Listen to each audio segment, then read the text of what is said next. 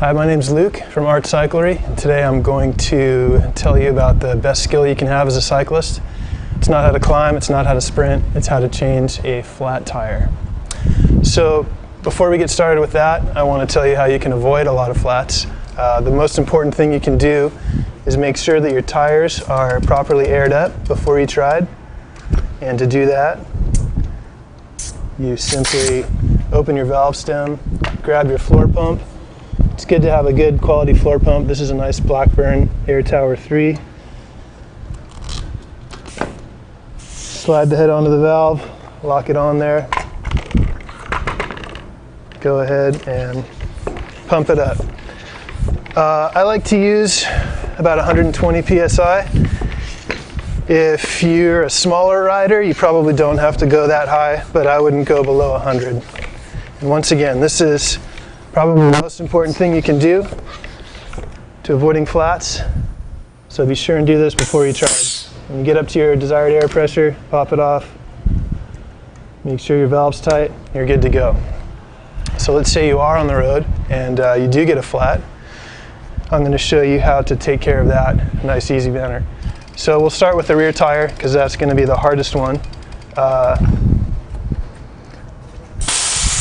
Once you've established that you do have a flat, you look down, rear tire's going all over the place.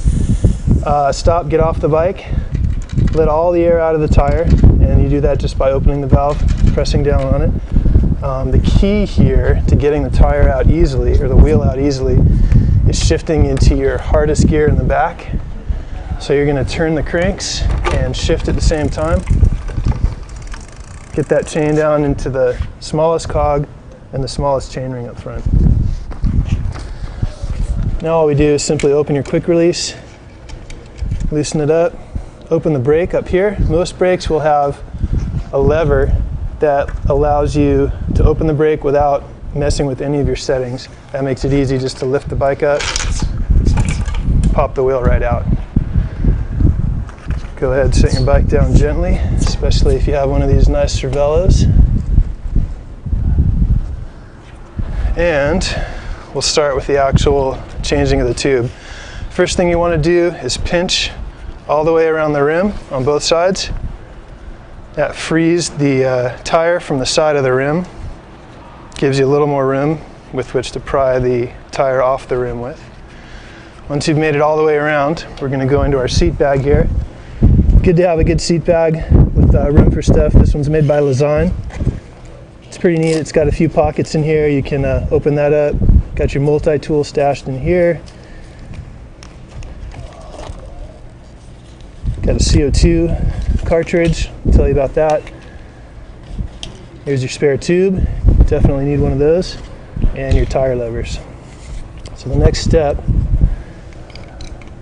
is to take your tire levers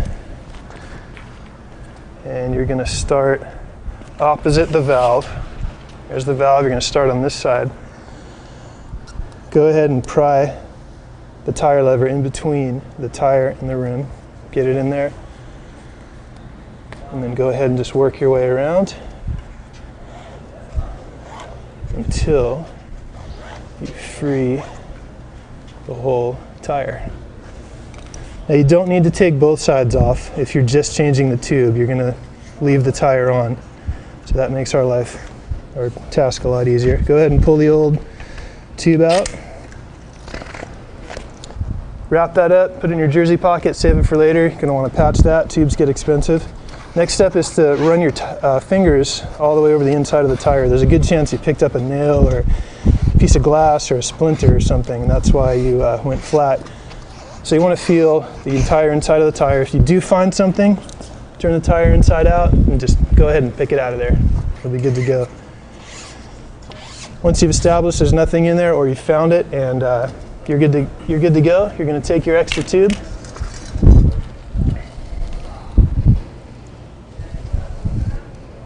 Get everything ready here. Most of the time you'll put these down by the side of the road and forget about them, but try and remember they're there. Go ahead and take, the easiest thing to do here is to just inflate it a little bit. Just enough to give it some shape.